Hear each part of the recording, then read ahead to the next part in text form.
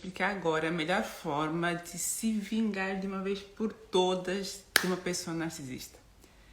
A gente vê às vezes algumas publicações, às vezes que tu estás começando já sobre esse assunto, aí a pessoa me fala às vezes, Lene, tem tanta informação, e realmente tem bastante informação.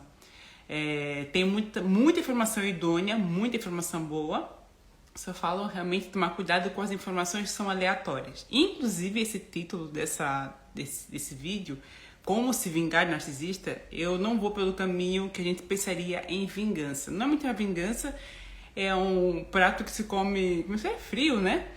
Tem aquela frase lá.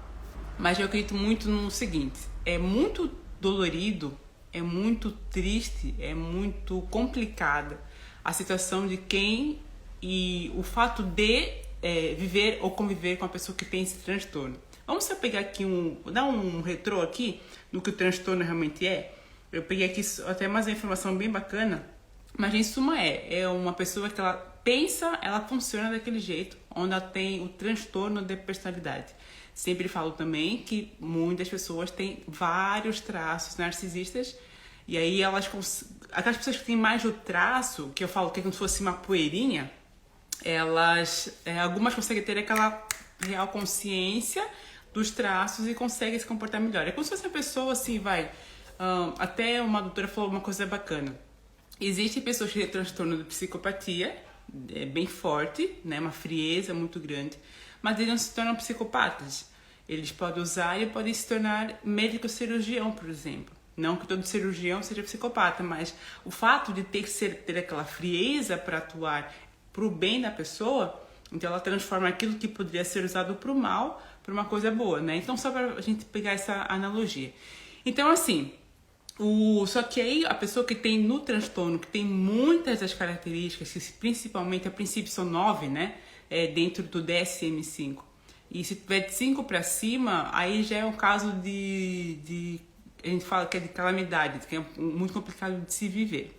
E aí tem também umas partes do narcisismo que são divididas em alguns tipos de comportamento, como o comportamento que a gente vê como estranho, dentro do tipo paranoide, esquizoide, esquizotípico, é diferente daquele que eu falei do traço caractere, tá? Não vamos confundir isso aqui não. Os dramáticos, né, que realmente são antissociais, tem alguns com o traço borderline, histriônico, o próprio narcisista ali. E aí, também tem aqui, deixa eu só pegar para nós aqui, ó. Tem também os que são ansiosos, né? Esses também são cansativos. Esses são pessoas evitativas, né? Tem algumas que são dependentes e obsessivas compulsivas, né? Eu queria só falar um pouquinho, porque assim, a gente pode passar por várias situações, depois eu vou fazer um vídeo especificamente sobre cada um dessas ramificações de narcisismo. Mas o que eu quis falar da vingança, né? No final das contas, o que eles menos têm é a questão da empatia, que a gente fala assim, que a empatia usualmente se colocar no lugar do outro. Também temos que lembrar o seguinte, às vezes eu não consigo estar 100% no lugar do outro. Eu não consigo sentir a dor 100% do outro. Mas eu posso ter, talvez não, devo ter um bom senso de falar assim, opa, realmente doeu em ti, né? Teve essa dor em ti, eu tenho um sentimento, uma compaixão por ela, e aí eu evito alguma coisa que vá fazer alguma coisa doer naquela pessoa, né? Então, por exemplo, se a pessoa... Eu sempre falo desse exemplo porque quando eu ouvi não fez sentido nenhum. Eu dei risada na época, mas eu deveria não ter dado risada. Mas eu lembro que uma época meu cabelo estava bem baixinho, bem baixinho mesmo, assim. Mais do que isso, aqui ele tá com uma trança. E eu lembro que eu fui falar com um antigo chefe meu, eu trabalhei numa empresa, lá é uma empresa de produtos para cabelo, ele perguntou se estava com leucemia. Então, assim, é uma falta de bom senso tão grande que, e se eu estivesse com leucemia? Né? E não se pergunta aí se uma pessoa aleatoriamente, não, você está com leucemia? Não, né? É uma coisa ridícula, é uma coisa totalmente apática, né? Uma coisa sem nenhuma empatia. E olha que bizarro, que coisa louca. Depois eu soube, eu não sei nem se ele tá vivo ou não, mas ele teve câncer. Ele ficou de cama, ele era um homem zarrão enorme. Meu Deus, aquele é narcisista até o de fio de cabelo. E eu não tinha essa noção. Mas enfim, essas pessoas não têm essa empatia, elas não têm amor, assim. Isso que eu acho que é uma das coisas que mais dói para uma pessoa codependente, porque a gente fala assim, poxa vida, eu vivi com meu pai, eu vivi com a minha mãe, ou com meu irmão, ou com um cônjuge, será que ele nunca me amou? Eu tive sei lá, um líder religioso, um líder assim, ele nunca me amou? E tudo aquilo que eu vivi, as viagens que nós fizemos, o tempo que nós ficamos juntos, o fruto que às vezes são os filhos que nós tivemos, é que nunca amou. Eles usam muito do que eles têm com a pessoa em benefício próprio. Então, eles conseguem dar... se eu falar que dão afeto, eu posso pecar muito, muito, muito intensamente. Eu não quero cair nesse erro. Mas eles sempre têm uma coisa assim de dar e receber. Né? Não é como Cristo até fala, né? Dá, só dá, né? Quem dá recebe por consequência, mas eles sempre querem alguma coisa em troca, né? Eles te dão uma pitada de amor no começo, mas depois te sugam o máximo. A relação não tá boa, tu precisa sair, tu tem que sair dessa relação, eles te trazem de volta, mesmo que tu estejas a sofrer. Tá vendo como isso é dolorido? Se tem alguém em uma relação que está sofrendo, está junto comigo, por mais que me doa, a gente tem que preferir mandar essa pessoa embora, assim, no fato assim, de deixar ela ir, né? E a mesma coisa outra pessoa, mesmo que eu ame alguém muito, ame muito, muito, muito, mas essa pessoa me faz sofrer, a gente tem que deixar ela sair da nossa vida, a gente tem que separar as coisas, né? E não ficar numa sofrência até masoquista, eu acredito, né? Uma forma assim meio que sadomasoquista de querer sofrer. Só que o narcisista, a pessoa com esse transtorno, né, não liga. Então tudo é uma moeda de troca, né? Vamos falar ali de religião, por exemplo, né? Às vezes a pessoa tá ali naquela denominação, naquela religião, servindo, nossa, não para em casa, tá a semana inteira ali na igreja, fazendo 30 por uma linha, e de uma hora para outra ela acaba sendo descartada.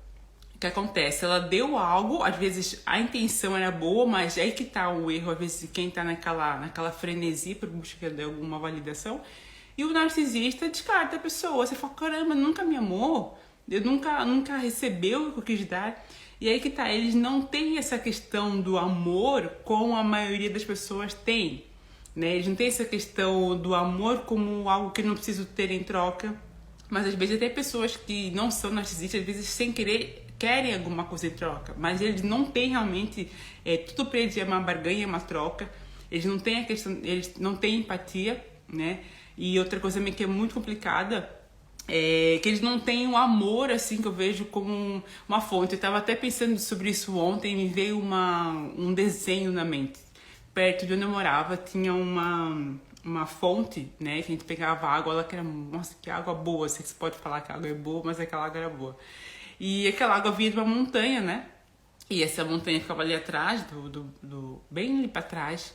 E eu fiquei ontem imaginando, falei, como é que é isso, né, com o narcisista? Porque, vamos pensar assim, né? Digamos que vamos pegar a visão de um pai, por exemplo, um pai narcisista. Ou um pai narcisista, ele deveria ser uma fonte que ele jorrasse água, ou seja, todos nós sempre deveríamos jorrar alguma coisa, né? Mas vamos pensar ali no começo, né? Tem um pai que tem um transtorno narcisista, ele deveria ser uma fonte a jorrar água para chegar naquele poço, certo? Naquela fonte. Só que se o narcisista, no caso, o narcisista sendo lá em cima, ele não vai jorrar nada. Imagina de uma forma bem boba, tá? É bem para imaginar que teria até um caminho assim que a água já vem, um caminho de terra, um caminho já feito, sei lá, um caminho da grama que já viria aquela água, só que tem só o caminho seco sem água.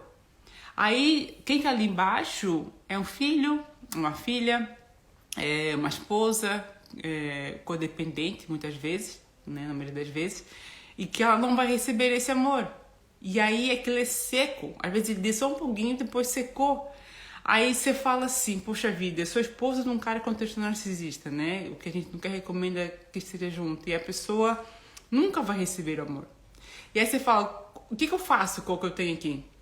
E aí eu visualizei também o seguinte, tu que estás ali embaixo, tu estaria esperando algum amor vindo de lá, não estarias? É justo, né, gente? Você não vai casar pra alguém só pra comprar uma casa e pra você comprar um carro e criar filhos. Você vai trocar amor, né? Cônjuge, vocês vão ser um só. E aí, esse amor para de vir, para de gotejar. E aí, tu tens E aí tu és como se fosse um poço. Só que esse teu poço, às vezes, ele tá vazio. Ou, naturalmente, eu acredito também, talvez alguém fale assim, nossa, que utopia é essa? Mas eu acredito muito, muito, tirando as aberrações que existem na Terra, essas pessoas realmente com transtorno, mas pensando na maioria das pessoas que eu ainda acredito que tem uma bondade, o mínimo de bondade, mesmo sendo todos nós pecadores, que dentro delas tem amor, né? A gente vê pessoas tão amorosas, sabe aquela pessoa que tu olha assim e fala, gente, essa pessoa tem tanto amor dentro de si, né? Que mesmo ela errando, tu consegues ver amor nela. E aí eu vejo essa pessoa como se fosse um poço. Na verdade eu vi como um poço, não como uma fonte, né? Eu vi como um poço. E às vezes aquele poço tem que ser cavado, tem que ser feito um poço artesiano. Quando a gente não consegue receber o amor, às vezes do pai ou de uma mãe que tem um transtorno, aquele poço tem que ser cavado, tem que ser feito. Ele não é natural. Vocês estão entendendo o que eu estou querendo dizer? O amor deveria vir naturalmente lá de cima, naturalmente como essa fonte. Só que se ele não vem naturalmente, eu tenho que usar um modo artificial. Às vezes, se é uma filha que não recebeu o amor da mãe ou do pai, que o pai tem esse transtorno, artificialmente ele tem, digamos que uma fonte em si própria de amor, porque se essa pessoa não tem transtorno, ela vai amar, ela vai querer amar e ela vai morrer de medo às vezes de amar. Mas para quem morre de medo de fazer alguma coisa, é porque tem também a possibilidade de ser feita. A pessoa tem às vezes medo, né? Mas às vezes ela perde o medo também. Não, eu quero amar. Então é um repositório de amor ali dentro. E esse repositório, ele não tem como ir para cima, né? Não é um poço como fala? Aqueles poços de petróleo, né? Que vai jorrar. Não, ela vai para baixo, ela vai para uma torneira, ela vai para uma bica. Então me fez pensar o seguinte: se não vem água lá de cima mais, já acabou aquela fonte que tinha, e agora está o poço artesiano que é a tua vida, se torne uma fonte, artificialmente, até se tornar natural de água. Leve água, leve amor para outras pessoas. Tem muita gente que tu podes amar e sem esperar nada em troca, realmente só amar mesmo, e vai ser incrível, porque as pessoas sempre vão lembrar, uau, naquela fonte tem uma água maravilhosa. Tá vendo como que é interessante? Só que isso tudo, eu acredito também que a gente só consegue estando longe ali da pessoa que tem o transtorno. Você fala, nossa, mas a fonte não tá ali no mesmo local ali? É que tem pessoas que aliás, todo mundo que entra na nossa vida acaba deixando uma marca. E às vezes aquela pessoa que seria a fonte, né, mas que essa fonte secou, ela não vai ser apagada da tua mente, ela vai estar lá. Então, a gente tem um lugar de onde nós viemos, que se você teve pai ou mãe com esse transtorno, você veio de algum lugar, não tem como renegar as tuas raízes. Oi, boa noite, Eli, boa noite. Não tem como tu renegares as tuas origens, tu sabes de onde vieste.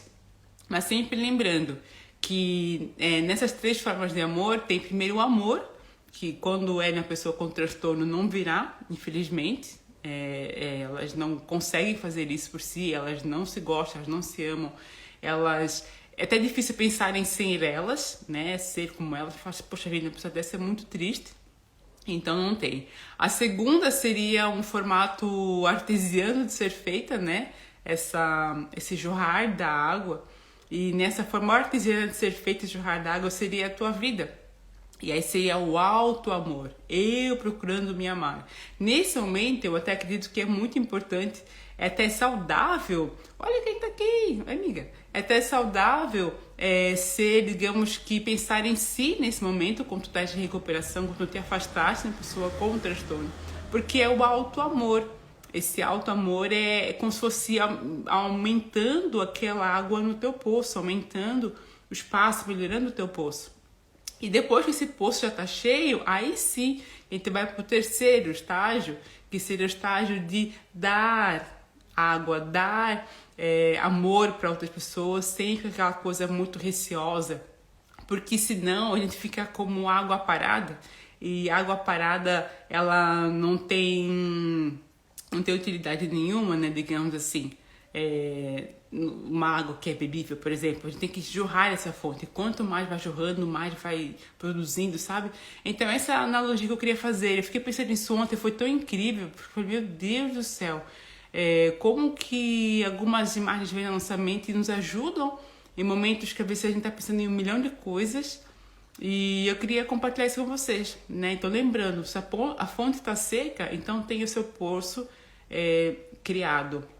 E se teu poço é criado, tu vai conseguir começar a jorrar dessa água e alimentar outras pessoas sem esperar nada em troca, sabe?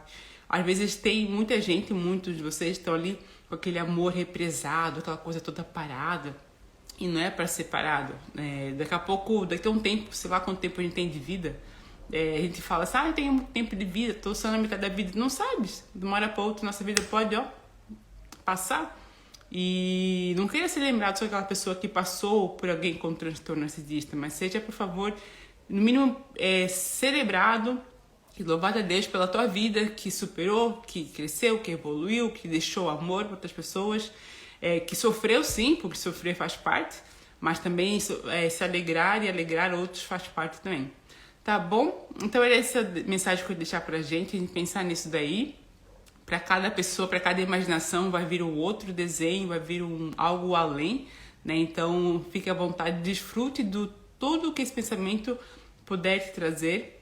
E vamos lembrar sempre que a melhor vingança que a gente pode fazer contra a pessoa, né? Pensando em pessoa narcisista, não é contra ela, mas é a favor de outras pessoas. Todo amor que tu não recebeste, que achas que ainda vai receber, o que deveria receber, deixa pra lá. Pega esse teu amor represado aí e vai dando para outras pessoas. Essa é a melhor e maior vingança que pode ser feita. A Bíblia fala, não pagar o mal com o... Não pagar o mal com o mal, né? Mas o mal com o bem. Olha, amiga, que tô cheio. Obrigada. E nessa de não pagar mal com mal, a gente paga com o bem. E aí é muito... bem gritante, porque mexe muito com a gente, no sentido tipo, eu não quero fazer isso, mas quando você vê que você está fazendo, e você vai conseguindo começar a deixar mais harmônica a tua mente, e começar a não sofrer tanto com tantas coisas. A gente sofre, mas não ao ponto de parar tudo e voltar ao final da fila por conta de uma questão com a pessoa que tem o transtorno narcisista, tá bom? É isso aí, gente. Então, mais um dia, né? Deus nos deu hoje. Graças a Deus. E eu desejo para vocês que estejam todos bem, todas bem, na paz de Deus. E vamos continuar lá, crescendo, amadurecendo, estudando mais. E na quinta-feira, se Deus quiser, será feriado. Mas a gente vai falar também sobre essa questão dos grupos que nós temos, né? Grupo A, Grupo B e Grupo C, relativo aos transtornos dentro da parte do narcisismo. Esses grupos são muito importantes também de gente identificar. São bem punks, mas é importante. Tá bom? Então é isso aí. Até a próxima. Tchau!